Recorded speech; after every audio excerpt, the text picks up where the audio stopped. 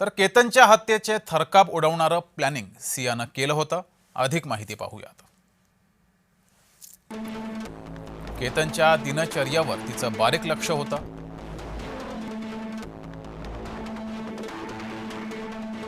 कुठे जायचं म्हटलं तर केतन लगेच तयार होईल हे सुद्धा तिला माहिती होतं, कारण केतन हा ट्रॅकर होता, त्यामुळे गडावर तो सहज हो म्हणेल. केतन कुणाकुणाला भेटतो, कार स्वतः चालवतो की चालक सोबत असतो, याचीही माहिती तिनं घेतली होती.